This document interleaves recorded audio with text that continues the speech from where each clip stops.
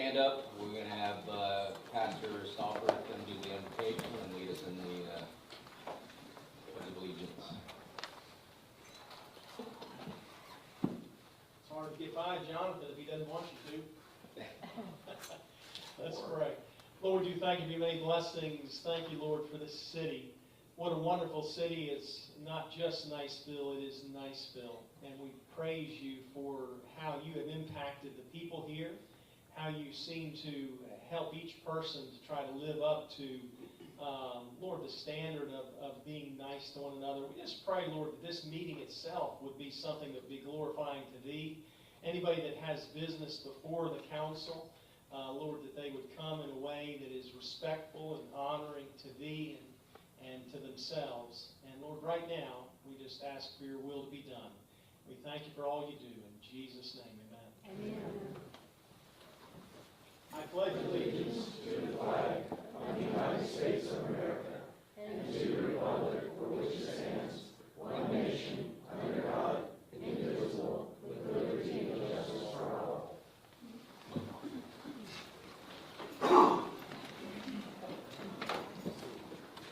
First and foremost, I want to wish y'all a happy new year. Thank you for taking the time out of your busy schedules.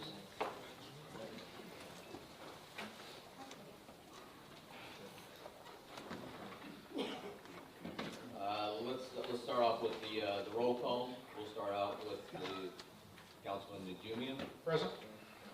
Councilman Schatzel, Present. Councilwoman Alley, Here. Councilman Williams is here. Note that Councilman Donahue is not, and Mayor He Hinkle. was tied up in he was traveling back from a cruise, and he got tied up in the airport, and where he was at, there was a tornado threat, so he said he's not gonna make it in time.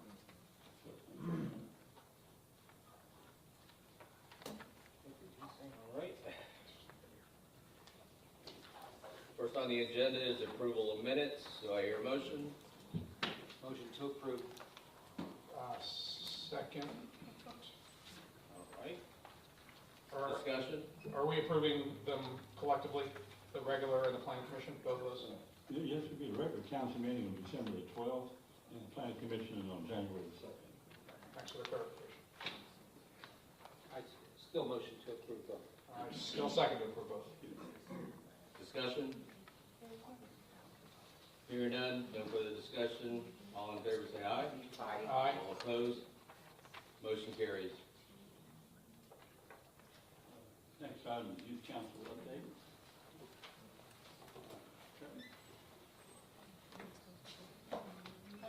I am the chairman, and Andrew helped me out December meeting and took over my job because I couldn't be here. So we talked about new business, the Christmas parade being canceled. We dropped off ornaments that we made to the Twin Cities residents, and they really enjoyed that. We talked about our youth council legislation action days and came to a consensus on what day we were going. I'm getting Miss Wendy a head count at the end of the week. We also touched on our ECAC. Share with the council a bit of what the day, what that activity is going to be when you guys go to Tallahassee. We briefly, I just heard you kind of mumble about it, but I think it's a park something. Right. It's a mock project that the youth advisory council is going to have to work their way through getting approval to do like art and murals and things like that at a skate park. So they're giving a real world example of what it's like to run the gamut of approvals and things like that. So they'll spend the day understanding the beauty of trying to navigate local government procedures. Yeah.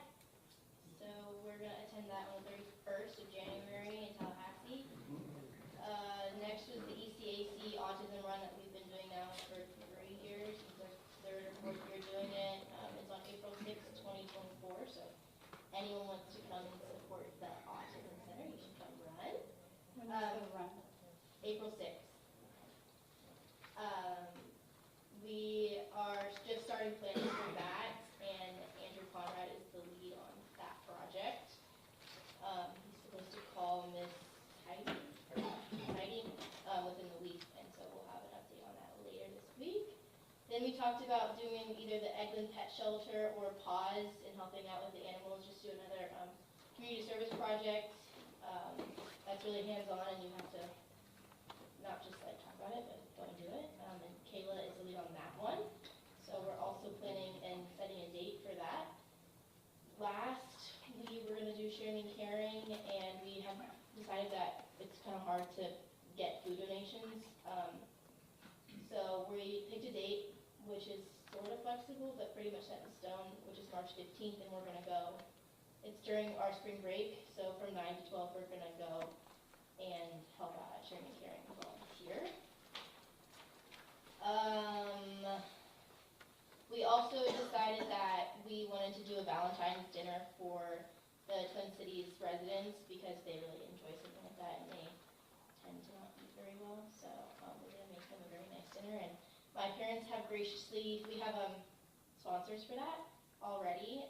So that's going to be on the 13th at 5 o'clock. And then after our meeting at 4 on the 13th, we're going to also make some Valentine's cards for those residents as well. The old business that we covered was our 2023 council video competition. That was a hot mess, and we talked about how we're going to fix it and be better at communication and getting things done on time and correctly. So that was it. I have a question. Did you say February 13th you were going to do the dinner? At a city council night? Right.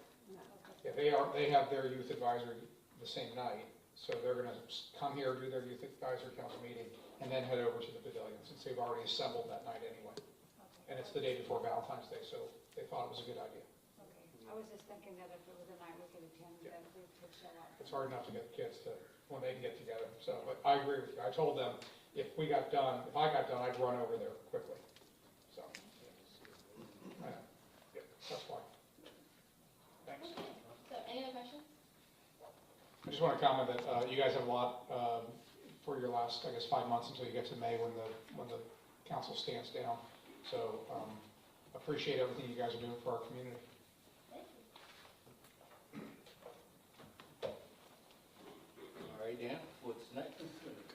We have Mr. Dennis Dingman from Professional Services Incorporated.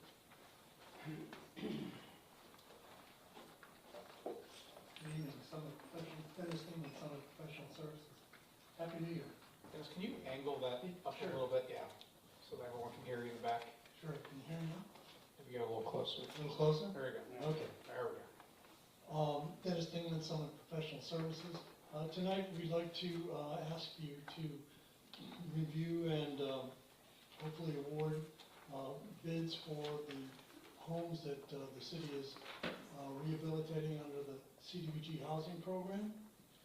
On November 20th, we received bids on 2 demolitions and 2 rehabilitation housing units.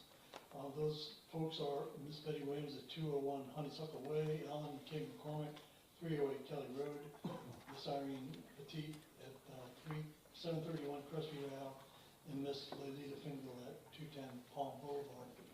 Now, prior to, after receiving the bids, of course, we still had to do an environmental review, and because some of the houses were over 50 years old, we had to do a historical review as well. So we just received those back, and so now we're scheduled to take this vote tonight.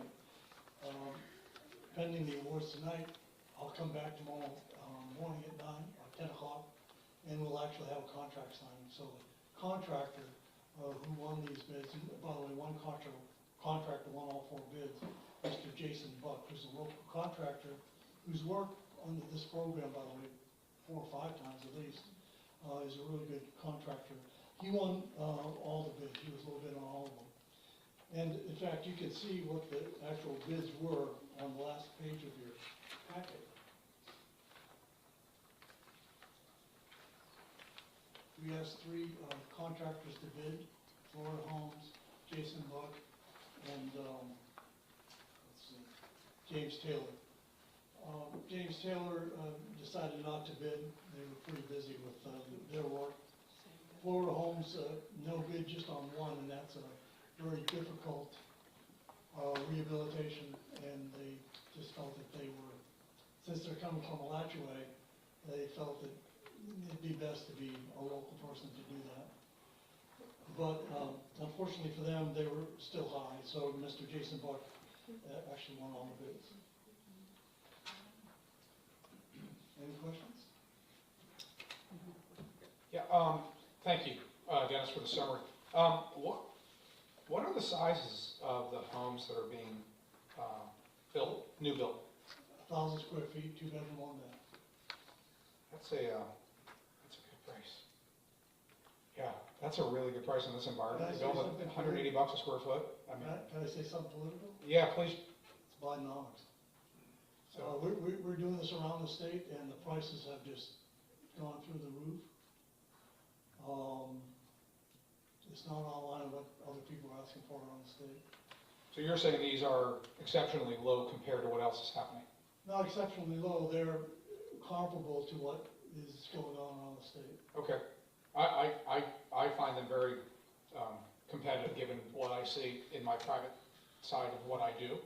To see new construction at $180 a square foot. Yeah, I know it's not highly amenitized or anything else, but that's still, in this market, is pretty good. yeah. And again, you know, we asked 3 contractors to bid, and we have to accept those bids. We have to accept those bids, unless we go out for bid again, but I'll be honest with you, I don't know any of the contractors that have qualified. We solicit minority vendors before we do this, from 5 counties around here, as well as call up other vendors, contractors who worked for us before. Unless they volunteer to do the work, we can't, and fill out an application, we can't ask them to bid, so. And the bid price on the new construction also includes the demolition of the existing facility? It does. Okay, thanks. How are these advertised or put out there for bid? Well, the applicant, the contractors who want to bid have sent in an application, then we send out we invite them to the bid opening. It's a mandatory, not bid opening, walkthrough, I should say. So I call them up when it's time to go to bid. However, folks are invited to bid by email. I make calls to previous contractors.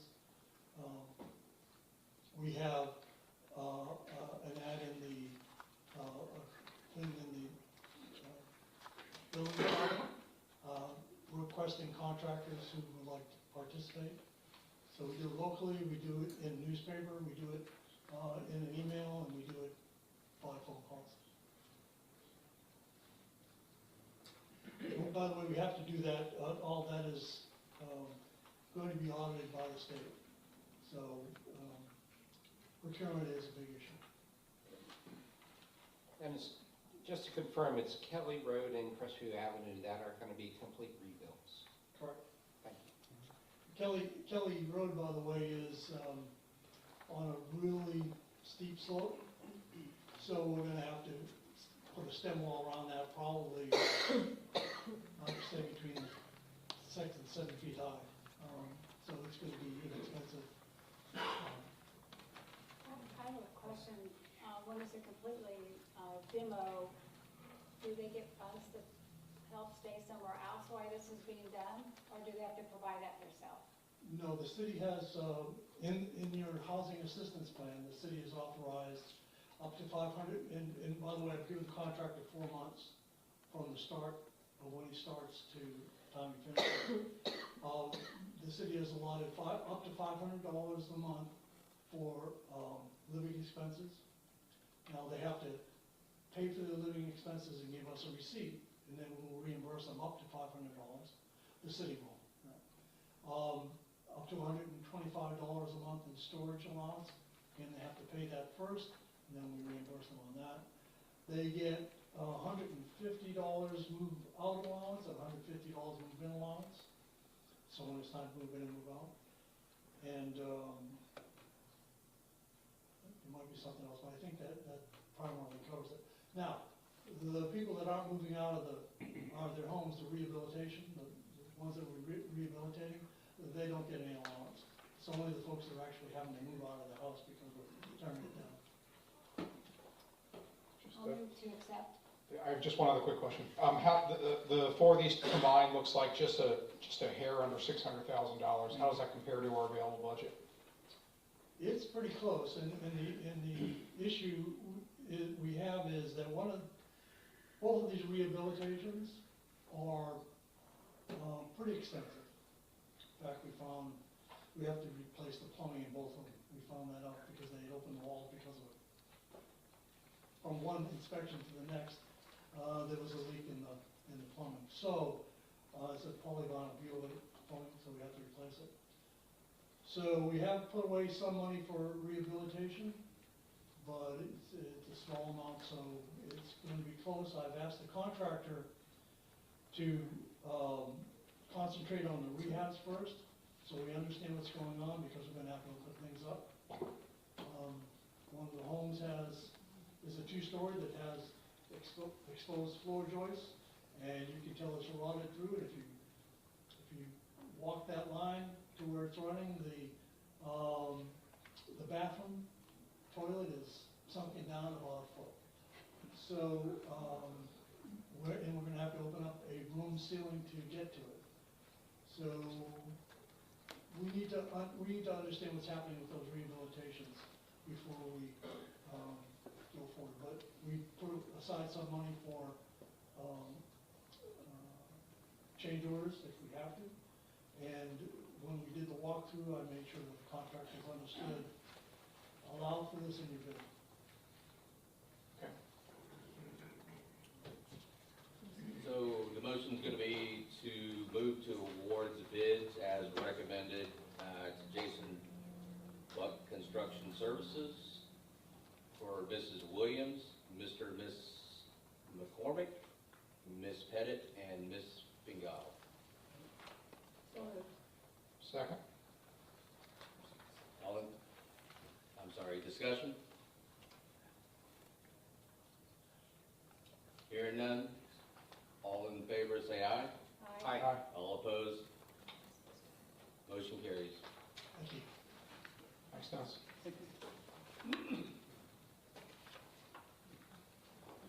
All right, ordinance 24-01-01. Yes, this ordinance is on final reading. An ordinance of the city of Knoxville, Florida, providing for authority, providing for the finding of fact, providing for amendments to Part 2 of the Code of Ordinances of Knoxville, Florida, Appendix D, Article 10, Land Development Code. Land Development Code pursuant to Chapter 166, Florida statutes, providing for complexity provisions, providing for severability, and providing for effective date. Move to approve. I'll second. Okay, discussion? Hearing none, anyone here to speak on this ordinance? All right, we'll go to the vote. All in favor say aye. Aye. All opposed? Motion carries. Ordinance 24-01-02.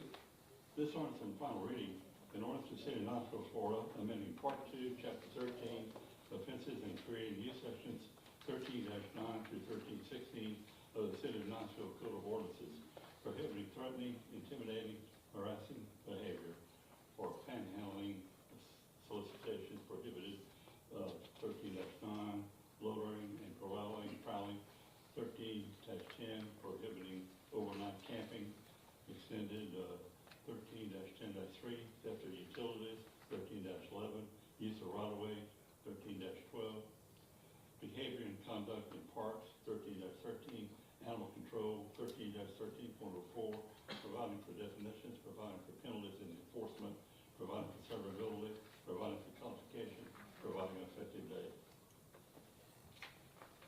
Motion to approve. Second. All right, discussion? Hearing none. Anyone in the audience want to speak on this? Name and address, please. Christopher Saul, 1405 Clary Sage Lane. There's a lot of stuff in here that already looks illegal. What does this change? This stuff is not in the ordinance at all. or in our ordinances at all. And so this is adding these ordinances to our code of ordinances.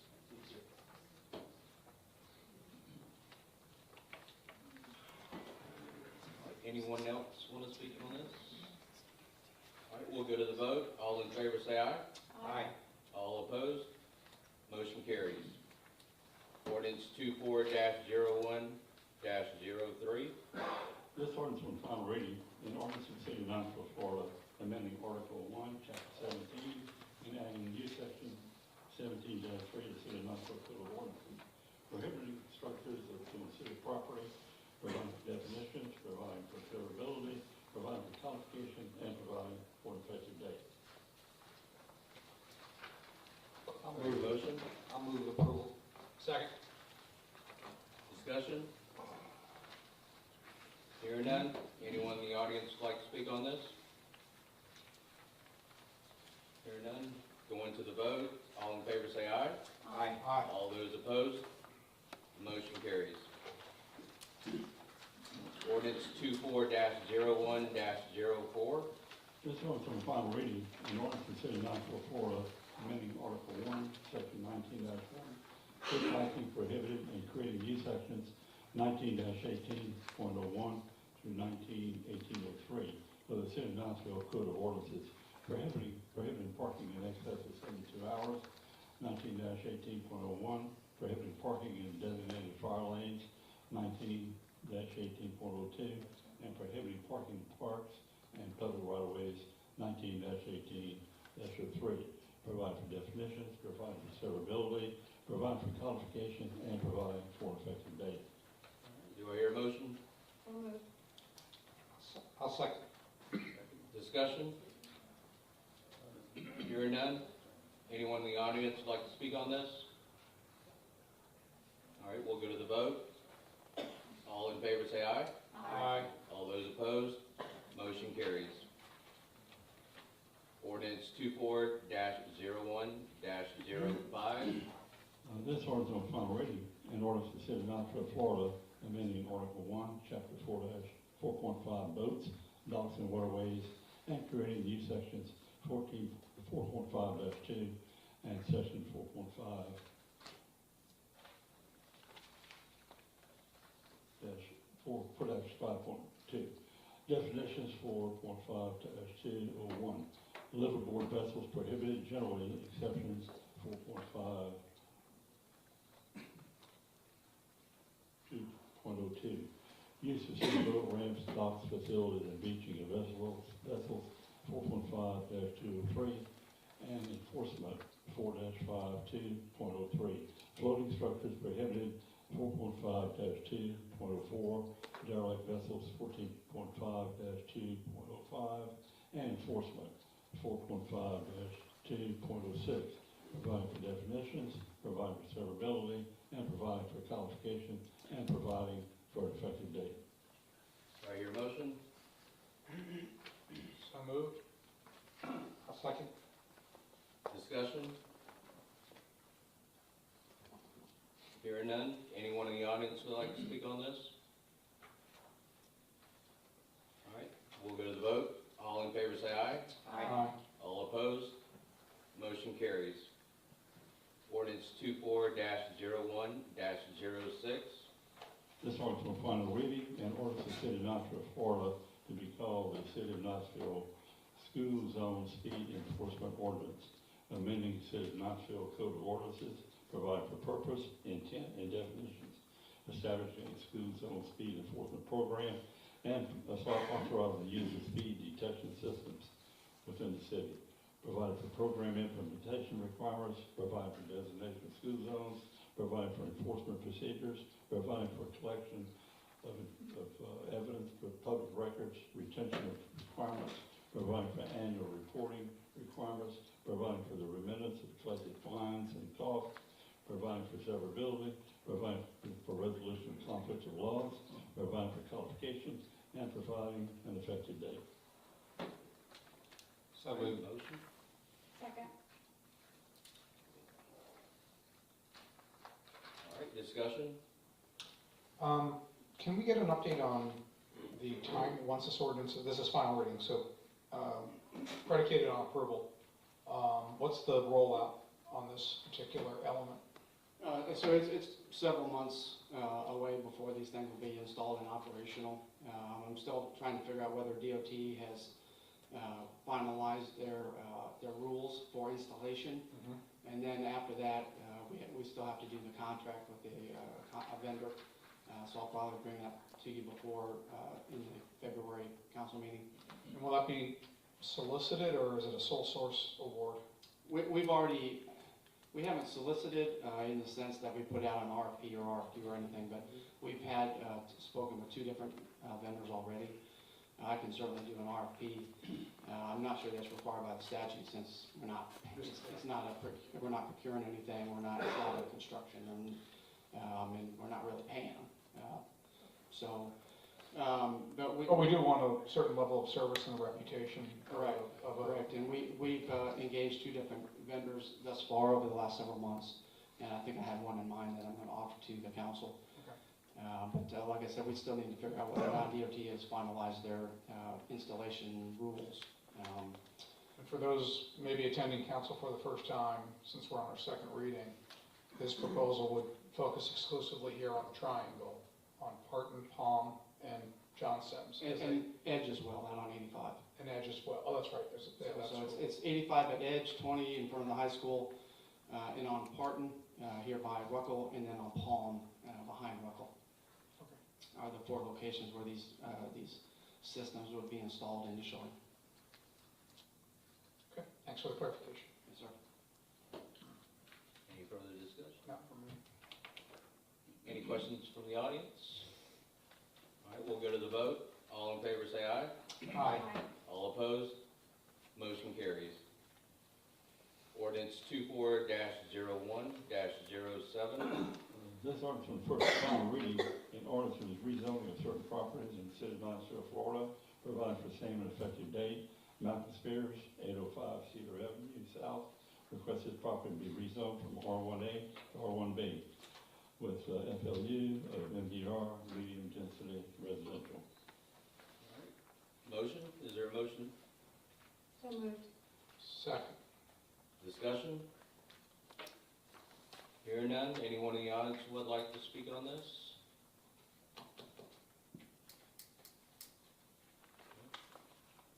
All right, we'll go to the vote. All in favor say aye. Aye. All opposed? Motion carries. All right, ordinance 24-01-08. This ordinance on final reading, an ordinance annexing to the city of Knoxville, Florida, contiguous lands described as set forth therein, providing for proper advertisement pursuant to Florida Statute 171, 44. Florida statutes providing that the property would be zoned R2, one or multiple family, with the future land use of MDR. Parcel ID 081S22 0000 0075 0010 and 081S22 000 0075 0000. Flu decay properties, Bullock Avenue, on the requested. All right, do I hear a motion? So moved. Second. Discussion? Anyone in the audience like to speak on this?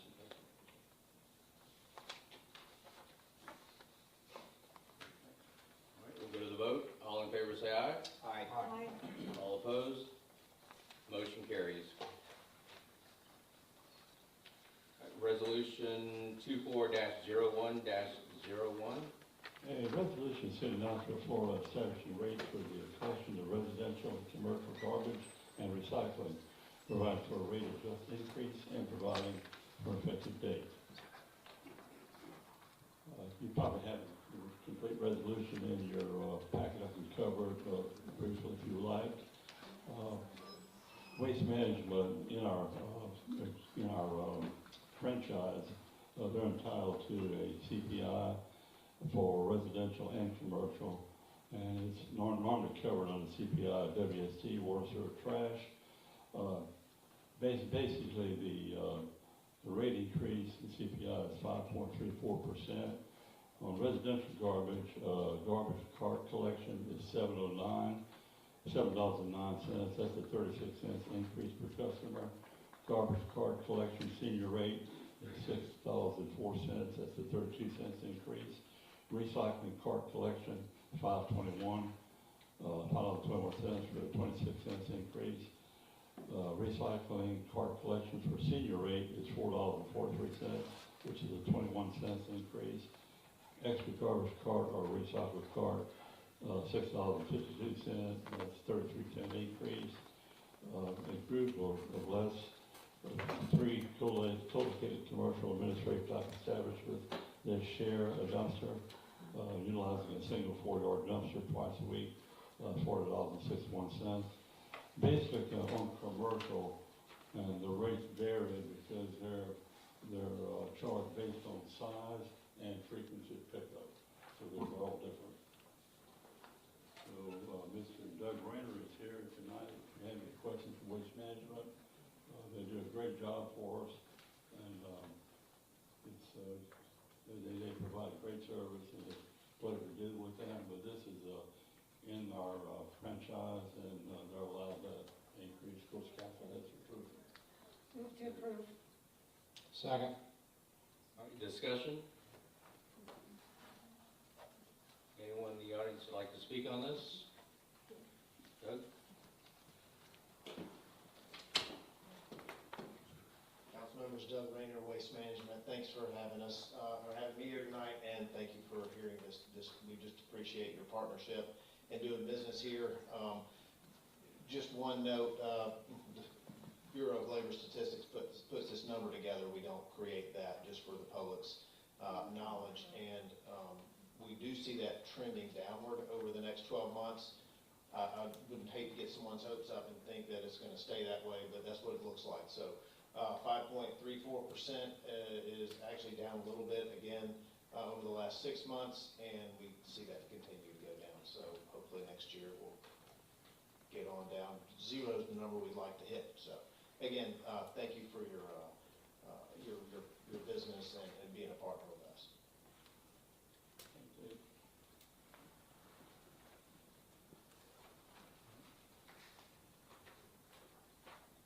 Anyone else like to speak on this? All right, we'll go to the vote. All in favor say aye.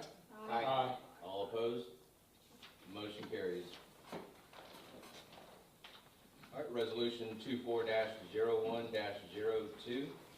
A resolution levying a special exception to land development code, table 7-2, rule 2, zoning to allow for a 10-foot rear yard setback as opposed to the required 20-foot. Meets and bound description, parcel ID 071S220000009200. James Brown, 307 Boxer Avenue, Knoxville, Florida, is the requester. Move, Do I hear a motion? move approval. Is there a second? Second. All right, discussion? I'd like to have somebody come up and talk some details on the request. Is Mr. James Brown here? James Brown, 4251 Brookwood Drive. We're purchasing that property on Boxer, 307 Boxer. It's a unique lot.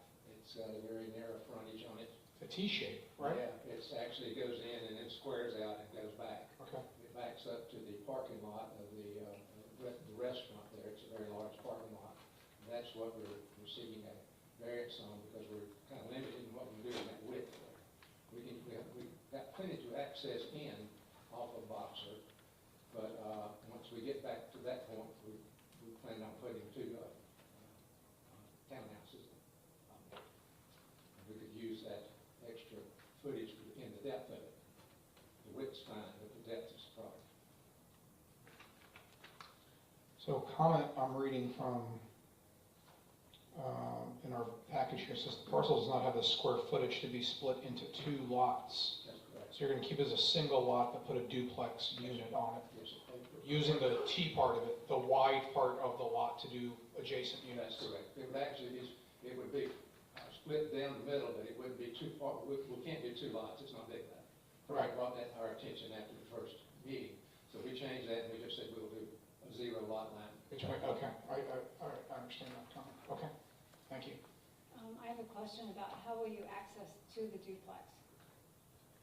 We have a 40-foot entrance off of Boxer that goes back to the road, and then it goes out each way about 30 feet. It makes it, actually, the lot is 150 by 100, but it's only 50-foot building depth. But we have a nice access into it. It's actually 40 feet wide. We plan on cutting that right down the middle as well, and having 2 20-foot entrances into each unit. So is the house going to be removed? Or? Yes, oh yes. Oh, okay. The house, That was my question. Yes. Okay. yes, the house is, it's just, it has to go. Okay. I do have a question. This area is notorious for flooding. You border AE and VE flood zones. Is there any type of mitigation, anything that you'd be doing? Not that I'm aware of. It's not, it has been brought to our attention that it is in a flood zone. It's not. It's not. It borders right there behind that, where the parking lot is. There's, anytime we have a rain flood or something like that, it does flood back there between there and Bayshore Drive. I haven't approached that. I couldn't address that. All the driveways that's on Boxer are just driveways out to Boxer. That's really a botched up piece of property all through there. There's really not much setbacks on any, and some of the houses are as little as 5 or 10 feet from the road.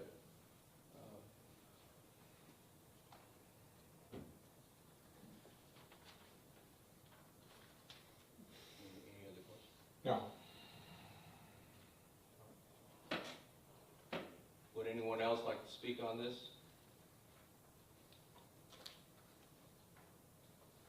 Thanks, sir. Thank you. All right, we'll go to the vote. All in favor, say aye. Aye. All opposed? Motion carries. Resolution 24-01-03. A resolution granting a special exception to the Land Development Code, Table 7-2, Real 1A zoning to allow for a 7-foot, 9-inch side setback as opposed to required 10-foot, Lot 18, Block A, Grand Ridge Phase 2, according to plat thereof on file, in plat book 10, page 59, of the Office of the City Clerk of Court, Circuit Court, Livingston County, Florida. Request by Jim Wilson, 300 Raleigh Road, Knoxville, Florida. All right, do I hear a motion? Move approval. Second. All right, discussion? Same, if we have somebody to speak to it. First, your name and address. Name's Jim Wilson, 300 Riley Road, Niceville, Florida. First off, thanks for letting me be here. I'm a draftsman, used to draw houses and things, and plot plans for people here in Niceville, Judy Dimney, you name it, I probably couldn't draw house plans for. So I'm a very precise person. That's why this says 7 foot 9 inches. What I realized is that across the street, are y'all familiar with Riley Road? On the north side, it's R1B, 7.5 feet setback. On the south side is 10 feet. What I should have requested was a change from R1A to R1B, but I was being very exact with 7.9. I'm content with approval just like it is, or if you would like to change it to R1B, that would be fine as well. Go ahead. Is that a deck you're putting up? No, it's an actual addition to the house. Addition. I'm closing in a porch and the dining room, which are both very small, extending it out 12 feet, so I can have a nice family room. When I have my grandkids come visit. Any other questions? Any comments from the neighbors? No, in fact, everybody, I sent out a message, I was going to try to get before the board last December, and, and everybody agreed I should go ahead and do it. And my next door neighbor came in last week, the zoning commission, and she had no objections. And I think the TRC had no comments, so, okay. Thanks. Thank you, Mr. Wilson. All right, we'll go to the vote. All in favor say aye. Aye. All opposed? Motion carries. All right, we'll go to the manager's report. All right, thank you, sir. Chief Mayville could not be with us tonight. He had a death, so he's attending the service tonight, so I'm going to read his comments on his behalf. He states that during December 2023, the Niceville Fire Department ran 166 calls. 3 of those calls were overdose poisoning calls. There were a total of 1,943 calls for the entire calendar year of 2023. In December, the department held the annual Christmas Children's Party. The administrative staff attended the library's Christmas luncheon, while the crews welcomed Edge Elementary students during their tour of the city complex. The A-Shift crew members participated in the Rotary Club's boat parade. The department also attended the Niceville Christmas party. The C-Shift crews escorted Santa to the annual Swift Creek Children's Party. And then finally, with the cancellation of the Niceville Christmas parade, the A and B shifts drove Santa through several Niceville neighborhoods. So they had a busy year and took good care of Santa. So with that, we'll move on to Jonathan, please.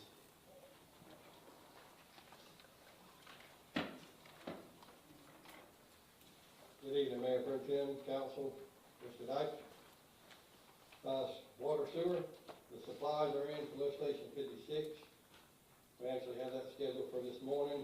The weather didn't cooperate with us, so we were busy all morning long cleaning the runways and getting stuff cleaned up from the storm. Update on Live Oak Fiber. Me and Mr. Dykes had a nice meeting with Live Oak Fiber yesterday. I think it went really well, went really positive, so I think we're heading in the right direction to get them completed and out of here and start saving the city some money. Water and sewer's been really tied up with them, but hopefully after our meeting yesterday, we're heading in the right direction. Suez, our water tank contractor, will be in town next week, cleaning tank number 3, which is at College and Cedar. They're going to power wash the tank, clean it up, paint it, fill it back up. Our new mixing tank should be here any day for the potassium permanganate, which is going to treat the dry zones in the reuse pond, try to clean that system out. So hopefully as soon as that tank comes in, we'll be able to clean that reuse system up.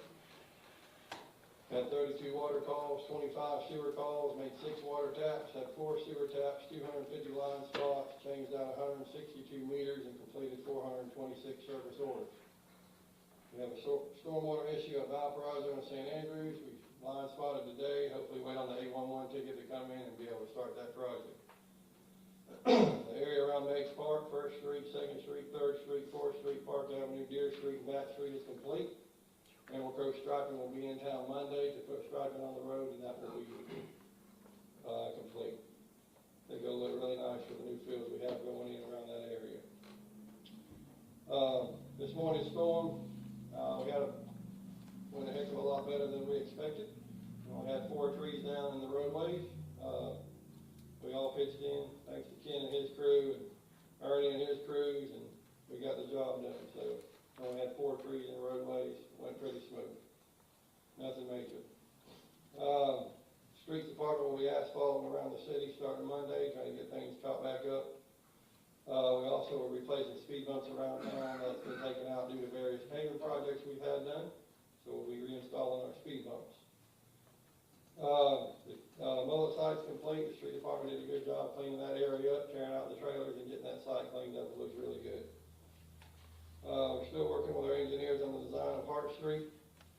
Mark Smith Boulevard, construction services tied in the force main yesterday. So the force main's tied in, the water's tied in, so now we're looking at putting in sidewalk. It should be happening in the next 2 to 3 weeks, and that project will be completed. Highway 285, we had our bi-weekly meeting this morning with DOT, this afternoon because of the storm.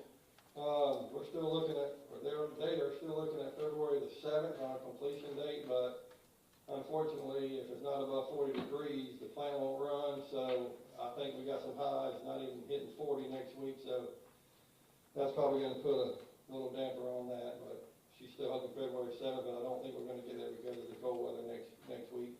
You know, they're paving at night, so the temperatures are a lot lower at night than it is in the day. Mr. Deitch and myself also talking to DOT about the new paving project for Highway 20. That's gonna go from Haven Back Gate to Edge Avenue. The reason why we talked to them, I think it'd be a good idea for the CRA property to put a turn lane off of Highway 20 on the Armstrong Avenue.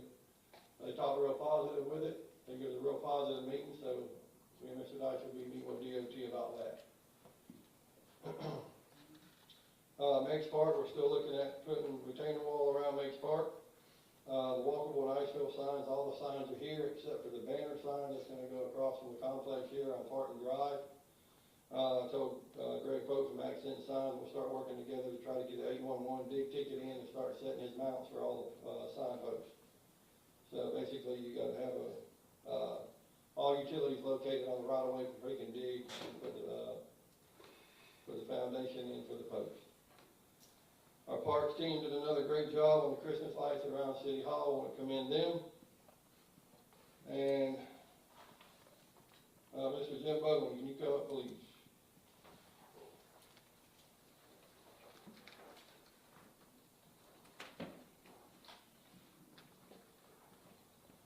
Well, usually I would say this would be my highlight of the night. But unfortunately, on December 28th at 9 p.m., we lost one of our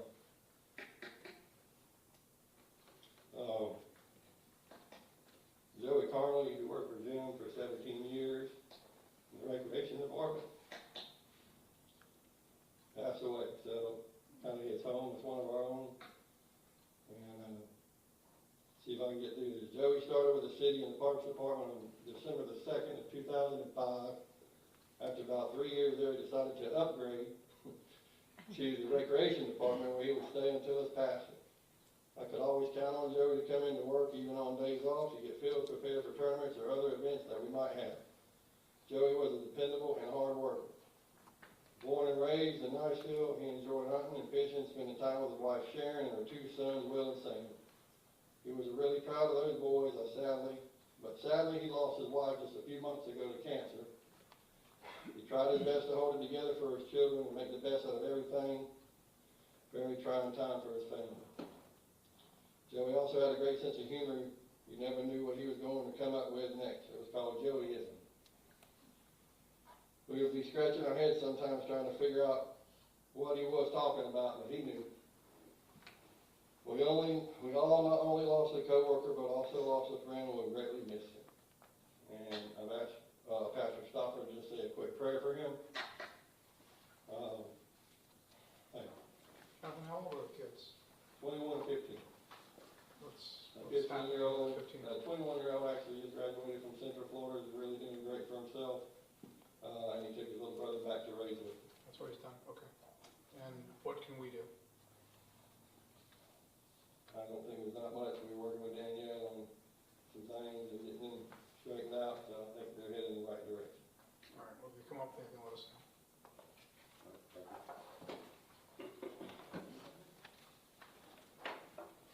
Let's go ahead and pray. Lord, we do come before the throne of grace to seek mercy in time of need as you ask us to do and tell us to do. We think about Joey Carnley and the fact that he is missed already, loved, as Jonathan has expressed. And we just pray, Lord, for these 2 children, Will and Sam, losing Joey, losing their mother a few months before. Lord, they need you to reach down from heaven's glory and just wrap your arms around them and hug them and hold them close to thee and show them your mercy and your grace and your long suffering, your goodness. And Lord, we just pray this right now that you would do that. It is the best thing that we can imagine to do for these 2 young men. And we pray this in Jesus' name and for his sake. Amen. Jonathan, may I ask a question, please? Would you please recap the LIVO fiber statement that you said? So, as we all know, Live Oak Fiber moved in, put in fiber optic lines for internet services. In that time period, they have hit a lot of lines. Some are fault that's not been marked, some their fault that's been marked.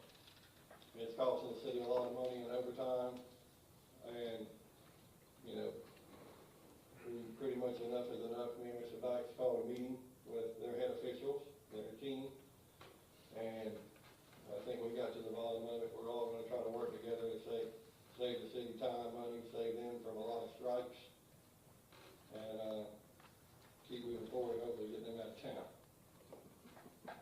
Okay, so they're not finished No, project, sir, we're looking at 6 to 9 months, they're still be in town. 6 to 9 months more. Very good, sir. Okay, thank you. Yes, sir. I have a question. Do you have a date the building's gonna come down? As soon as Chief Popwell and Chief Maybell give me the word, when we're doing training, as soon as they give me the word, we're gonna make it, it's gonna come down. I'd like to know when you guys are gonna do it, because I'd like to be there. Absolutely. I'll let you take the first two.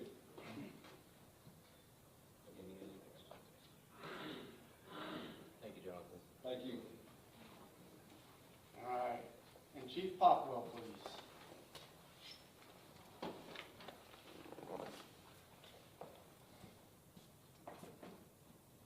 Council members, boss, ladies and gentlemen of the audience. Ooh, wrong glasses. During the month of December, the police department responded to 2,753 calls for police assistance. There were a total of 43 traffic crash reports written involving 81 vehicles and 2 pedestrians. The estimated amount of damage to these vehicles and related property was $257,839. We wrote a whole total of 125 traffic citations and 192 traffic warnings were issued. We made 24 misdemeanor arrests, 18 felony arrests, and 1 DUI.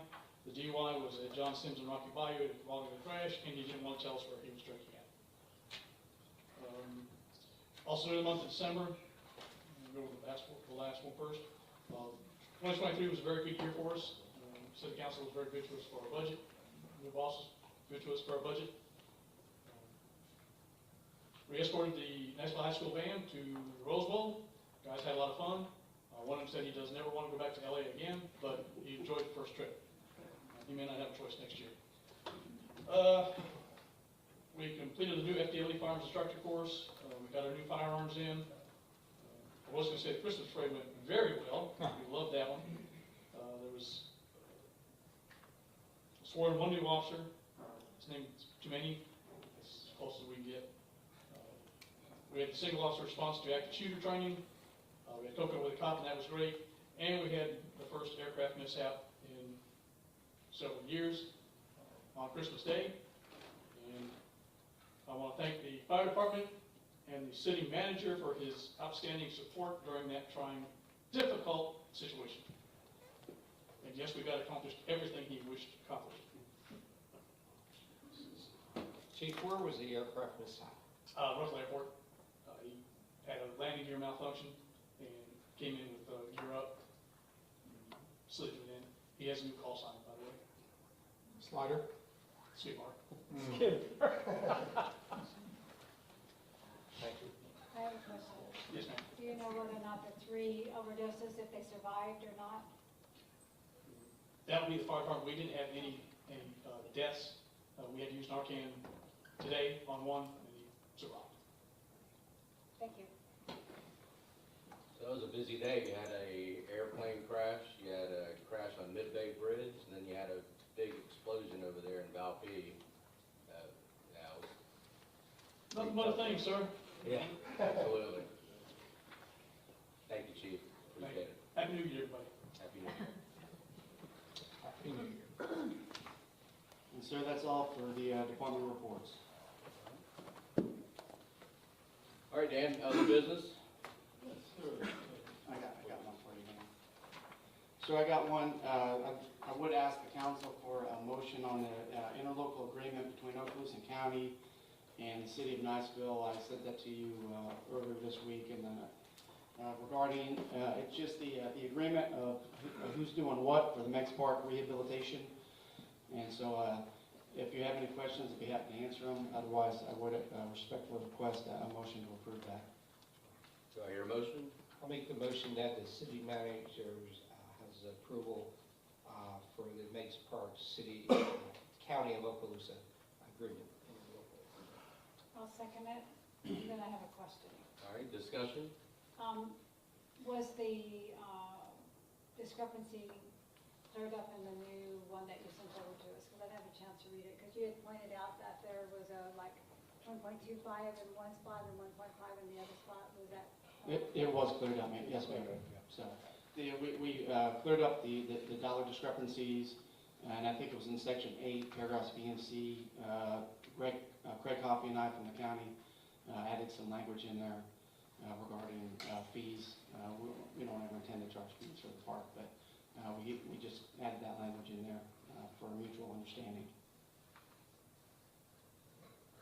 Any further questions? Anyone in the audience would like to speak on this? Hearing none, all in favor? Aye. Aye. All opposed? Motion passes. Thank you. We did have, Whitehead Productions, on the agenda, I'm not sure if they're here. He's still here, sir. Oh, they're here. Okay, I'm sorry.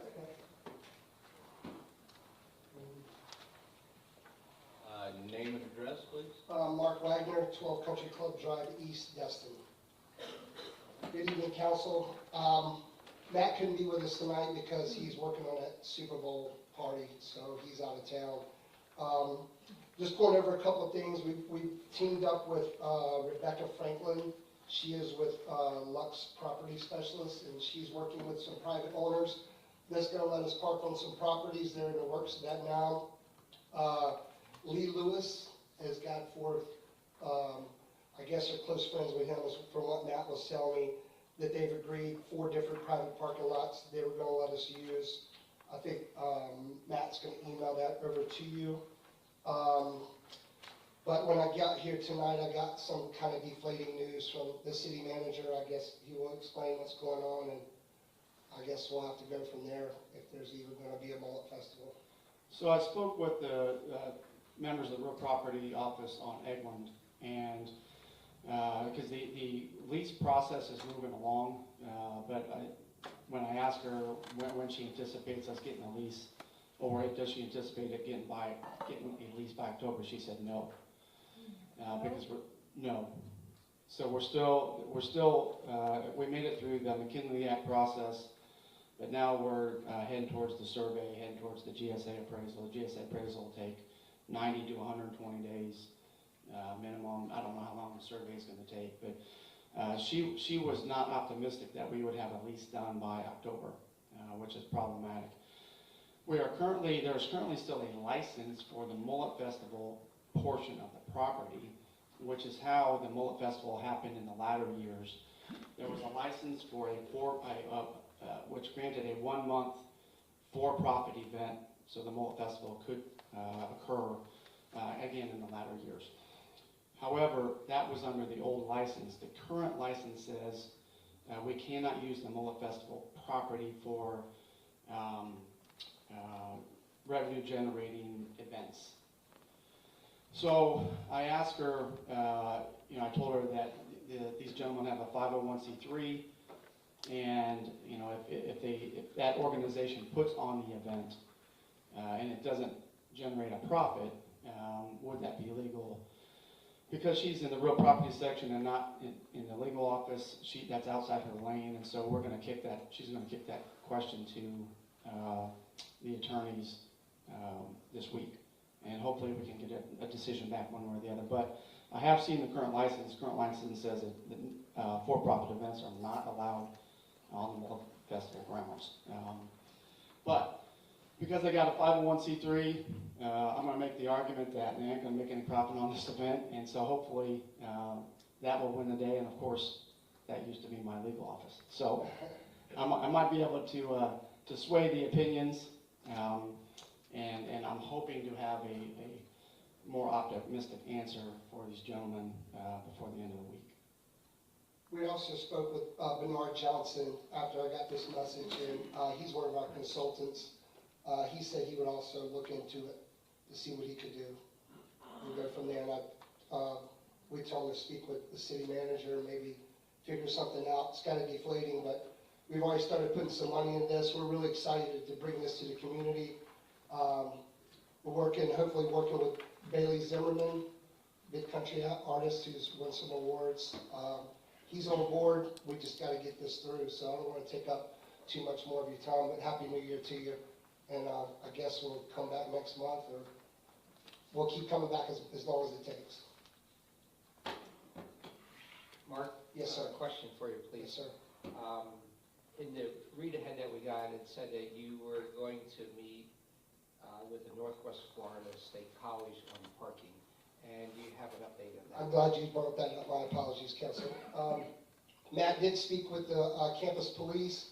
He's on board 100%, and with it being the holidays, they couldn't get a meeting with the president. From what Matt was telling me, that should be coming up first of next week with Bernard. Bernard's going to be in that meeting also. But as far as campus police chief, he didn't foresee any problems. But they had a lot of questions because I guess the last one, they had some problems that we need to figure out so we don't have the same problems this time. And Council, I will note that I've met with these gentlemen on a number of occasions, met and or talked with them on a couple of occasions since the last council meeting. The concerns I expressed, my concerns that I expressed to you have waned. They're heading in a positive direction. And so I'm hopeful that I can get Egmont on board, and hopefully we can bring this thing to fruition. But, Egmont, it's their property, and so they're kind of in the driver's seat at this point in time. But I guess that's about it. Thank you. Thank you guys. If you have any more, thank you for your time. Mr. Gardner. Happy New Year. My condolences to sir. All right, city clerk? Yes, sir. What we do during the budget process, back in August of last year, we heard from the aid organizations, the nonprofits that request funding from the city. And so I have circulated the package to you for, we had time to review it. We budgeted $22,500 this fiscal year to fund aid organizations. The total amount of their request was $28,250. If the council wants to consider funding their total request of $28,250, it would be necessary to transfer $5,750 from another area in the general fund budget. Otherwise, we recommend the following spread in the recommended funding column. Or if the council wants to offer changes, we can certainly accommodate those changes well. Please note that 3 organizations did not request funding this year. So what it is, Niceville High School track, in FY24, they requested $2,500, and we recommend that amount, $2,500. Economic Development Council, $5,000. We recommend funding that amount. Chamber of Commerce, $6,000. We recommend funding $5,000. Bridgeway Center, they requested $2,000. We're going to recommend funding of $1,900. Okaloosa County Early Learning Coalition, they requested $2,750. We want to recommend funding in $1,950. Shelter House, they requested no funding. Symphony, Northwest Florida Symphony Orchestra, they requested $3,000. Fund that at an amount of $1,600. Children's Advocacy Center, $3,000. Recommend $1,950. Okaloosa County Head Start did not request funding, nor did Sharing and Caring, no funding requested. Northwest Florida Garden and Lightum, they requested $2,000, recommend $1,600. Heritage Museum, they requested $2,000, we recommend $1,000 for the total of all is $20,500. I did coordinate with the city manager, and he offered a few suggestions, changes. We made a few changes, and they're reflected in this document. So recommend funding in the amount of $20,500 as stated, unless you want to make changes. I hear a motion? So moved. Second. To accept the distribution of the aid to organizations as presented. And second by Councilman Najumian. Discussion? If I may, yes. I understand this is always a challenge to line up available dollars with requests. Looking historically, we've never covered the full request. I understand that. That's part of this. We've had this discussion with previous public audiences of why we're giving any money at all, and the answer is consistent in the respect that many of these organizations do good on behalf of the city and provide services that we would otherwise have to provide, especially when you look at things like Bridgeway Center, Karen Sugar didn't ask for anything this time, but Guardian Ad Litem and others, we don't have those child protective services and those types of things. With those statements in mind, I've asked for this before, it hasn't been approved, I'll ask again. Given that we have a limited budget, I don't personally, and maybe I'm alone on this, see why we push $1,600 towards the orchestra and we underfund children's advocacy and Bridgeway and things like that. My proposal would be to zero out the orchestra and add the additional dollars to those items that actually provide tangible services. So they do have a children's program that college, the orchestra does, that they bring the kids in from the schools to help teach them music and stuff. So they do provide the service to the school children in our area. Good to know. All right, so, yes, Chief? I'd like to step forward and speak for the Children's Advocacy Center as the chief of police. Some of the other aid organizations are I think, are nice, but I'm telling you right now, that Children's Advocacy Center, we have to have that, and I really would like you to look at maybe reallocating some funding from something that only benefits a few people to the Children's Advocacy Center. Every child that we have to interview for child sexual assault, we have to take over there. And if you have not been on an interview with a child sexual assault, it's something you don't want to be there. That place provides the atmosphere for the people that work there. You got a doctor right there. We can take a child in anytime. We all have access to it. They call them all in. We work with them, be with that child the whole time, get them their medical care. I'm just going to state for the record that as the chief of police, if I was in the position, before I'd spend money on some of these other things, I would really like you to consider fully funding the Children's Advocacy Center. And again, that was not put up, I've not been asked to do that by anybody over there. I'm just telling you, I deal with them, and I've worked with them, with children. Thank you for hearing me. Thank you. Thank you, Chief. I have a question. What did we put in the budget? Did we put $28,250 in the budget? 22.5, ma'am. Was it $22,500 in the budget? Yes, ma'am. There's another one that I didn't get a chance to get to, but I was using as an example. But there's also programs in here, and I'll use Early Learning Coalition as an example. They asked for $2,750. We're authorizing $1,950. We're leaving money on the table because it's a 2-to-1 match program. So every dollar they get from us, they can match double. And again, those are dollars, whether we're sending to the orchestra or something else, Heritage Museum, I put that in the same category. I think that's a different use of funds. And which are those two organizations again that you're referring to? I picked Children's Advocacy and the Early Learning. And I also think we should fully fund Guardian Ad Litem as well. That's also ones that, again, when I look at the 1,600 going to the symphony, I could see taking that and breaking that up and putting it into those underfunded ones that directly help our children. And then if we needed more, we could dip into the Heritage Museum. Just keep in mind, the organizations that have an asterisk behind them, they receive, Matching funds. so their dollars That's the point I just made. Okay. Well, Council, I'm hearing you, and if you would like, we can take this back. Readjust the numbers. I'm speaking for myself. The council has not agreed with my comment. Right now, the motion on the table is as presented. Yes, sir.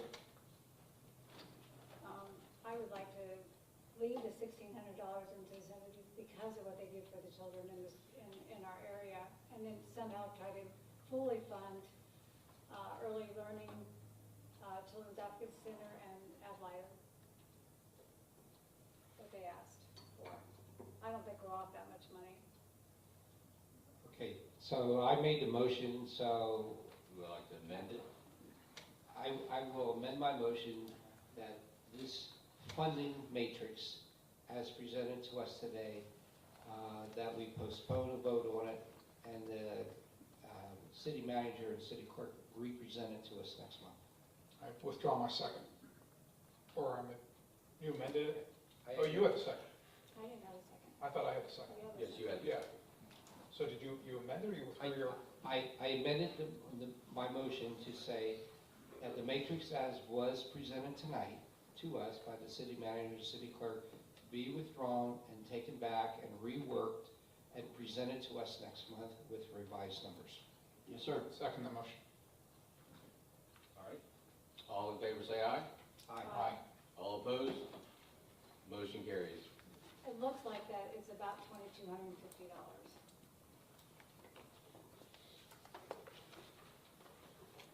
Maybe bring two COAs, Dave. One that keeps at the budget number, one that brings a little bit more, then bring us an offset. Yes, sir. Tell us where the money would come from. Will do. Okay. All right, Dan, what do we got next? Pay the bills, yes, sir. All right, do I have a motion to pay the bills? So we all still pay. Give us Kathy. Give us Kathy's got it. So moved. And I'll second. All right. All in favor, say aye. Aye. All opposed? Motion carries. All right. Other items on the agenda? All right, we'll go to Councilman DeJunior. No, I have nothing further. Thank you.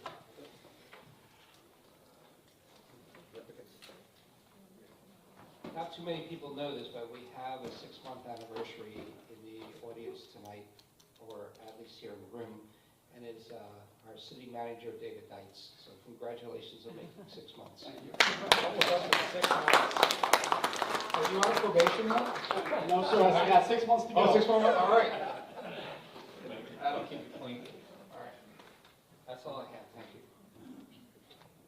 Well, I'm heading out Thursday to California to do a half marathon at Disneyland, and I'm really looking forward to it. So, Good luck.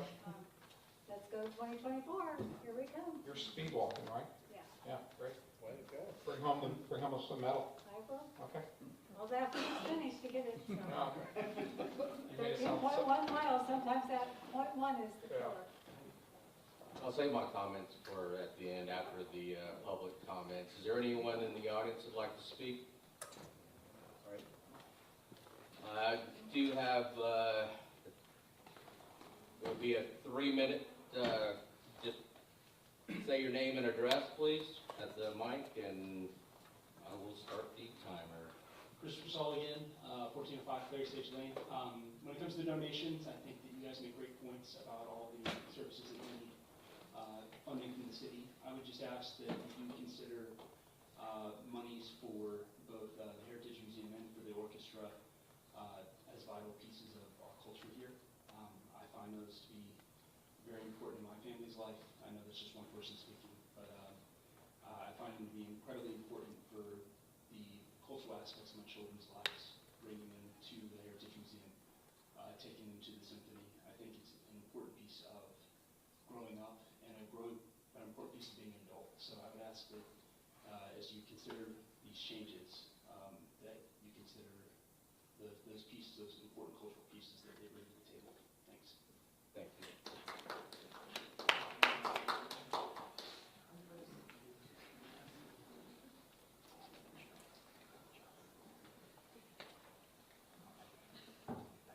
All right, sir, name and address, please. Good evening, Paul Reese, 1002 Alderwood Way. I'm here to speak. Sorry, sitting the wrong time. Okay. 1002 Alderwood Way. A friend of mine got lost. So I'm here to speak for the restoration of trees on Cedar Ridge Way. A friend of mine got lost looking for the tree street and passed it 3 times before he realized that the trees were gone. But because the picture's worth 1,000 words, I'm just going to be here for another 2 minutes and 34 seconds.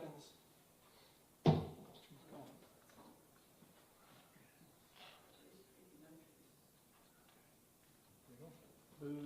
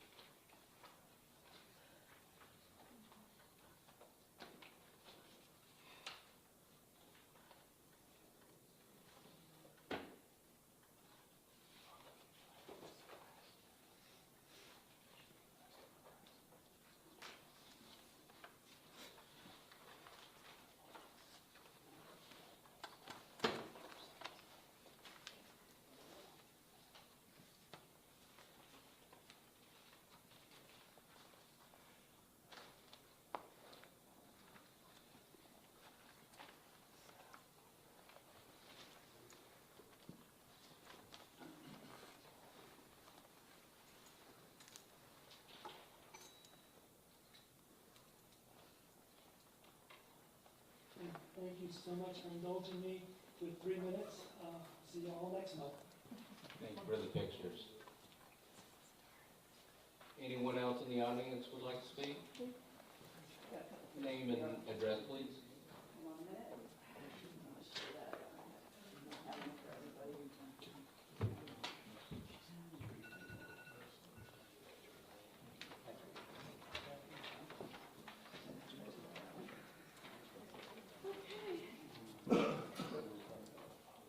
My name is Rachel Reese. I'm at 1002 Alderwood. Happy New Year. Congratulations. Mayor Pro Tem, you're back. Good to see you. I'm going to read an excerpt from The Pale Blue Dot. It was written by Carl Sagan about a picture that was taken nearly 35 years ago by the Voyager, which was 4 billion miles away from Earth, when Carl Sagan asked it to turn around and take a last picture of our planet. It captured this picture. It's on that page. It was at 1/1200th of a pixel. That's 100 million times smaller than a picture captured by an iPhone today. 100 million times smaller. That picture is right there of that pale blue dot. Look at it. That's home. That's us. That's here. On it, everyone you love, everyone you know, everyone you ever heard of, every human being who ever was, lived our lives here. The aggregate of our joy and suffering. Thousands of confident religions and ideologies, economic doctrines, every hero and coward, every creator and destroyer of civilization lived there. Every young couple in love, every mother and father with a hopeful child, inventor, explorer, every teacher of morals, every corrupt politician, every superstar, every supreme leader, every saint and sinner in the history of our species lived right there on that pale blue dot, a mote of dust suspended on a sunbeam. The Earth is a very small stage in a vast cosmic arena, says Dr. Sagan. Our posturings, our imagined self-importance, the delusion that we have some privileged position in the universe, is a challenge by this point of pale blue light, a lonely speck in the great enveloping cosmic dark. There is perhaps no better demonstration of the folly of human conceits than this distant image of our tiny world.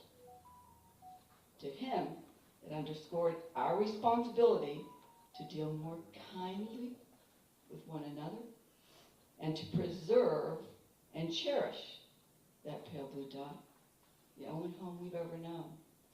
I come here, I stand before you today knowing that we lost on the Tree Street. Cedar Ridge lost. You won. I know that. The neighbors in my neighborhood in Cedar Ridge know it. Those people whose homes are there know it. Strangers who drive by know it. Strangers who drive by 3 times know it. The carpenter came to our house to help us fix some molding.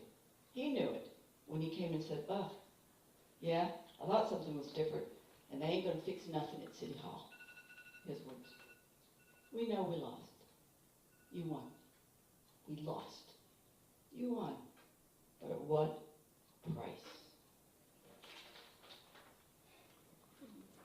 Thank you. Anyone else in the audience like to come up and speak?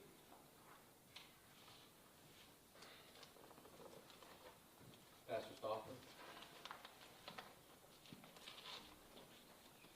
I just want to say I make most of the city council meetings for several years. I appreciate Jonathan asking me to pray for someone that passed. He has 2 children, still here.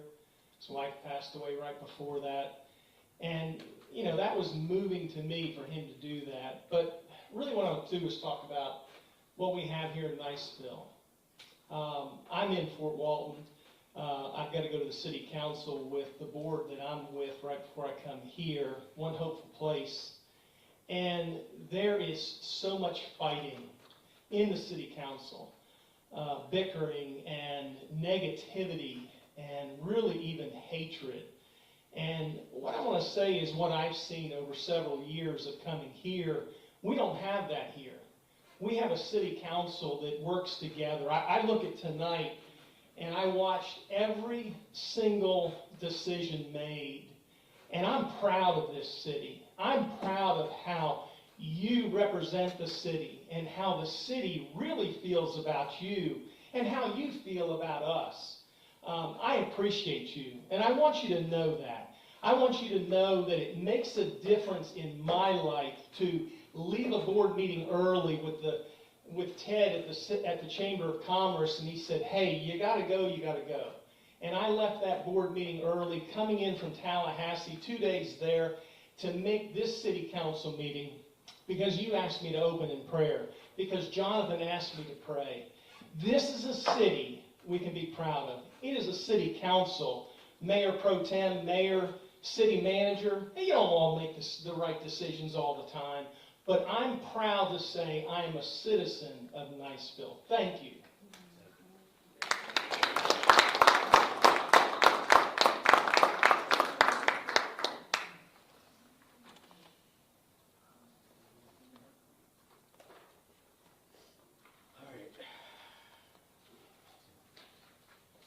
Statement here.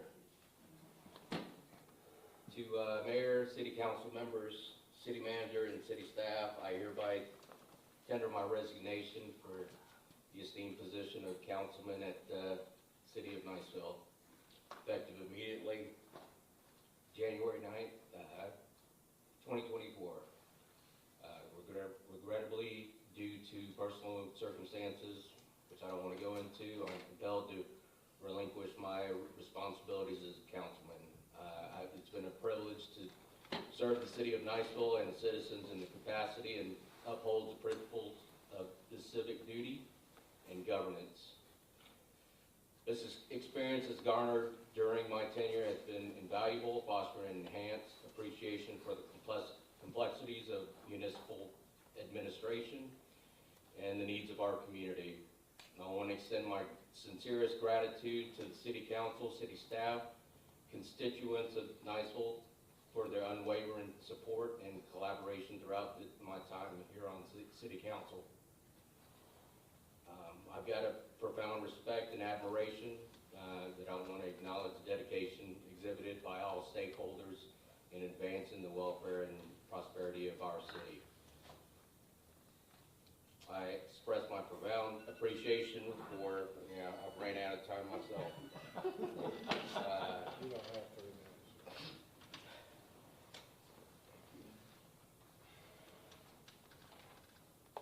I express my appreciation and just want to thank everyone for giving me the opportunity and letting me serve this city. Thank you.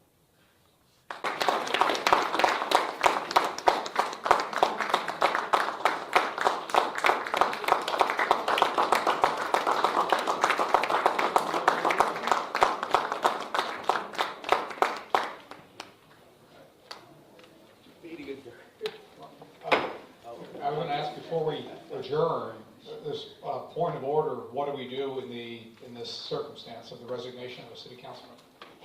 Consider by the city charter, we do not conduct special elections anymore. Would you talk into the mic a little more, please? The city council would appoint someone to serve the unexpired term, his term. So in our charter, we recommend, first choice, as a recommendation, consider offering someone to step forward out of the planning commission because they have zoning and planning experience. But you can appoint anybody you want to. I'm not sure, I don't have it before me, I don't know when your term expires, but I have it in the office. But that's the policy, still the new policy in our charter in 22. So when are we meeting to have that discussion?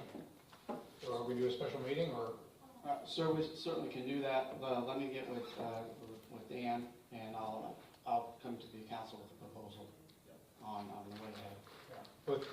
With Abner's resignation being immediate, this needs to be discussed quickly. We'll get it done before the next council meeting, sir. As you all know, I'll be out of town the rest of the week. But we'll work this issue this week, and I'll have something to you next week. Okay, all right, thank you. Sorry, I know you're about to wrap the gavel, I just want to do the way ahead.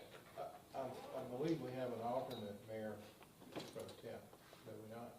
No. We'll probably need to volunteer appoint. step back in if the council. I would volunteer too. I don't know about Carl or yourself. Yeah, I would do, I haven't done it a number of years, so we can talk about that. We can address that when we address the appointment, but we don't need to appoint mayor pro temp.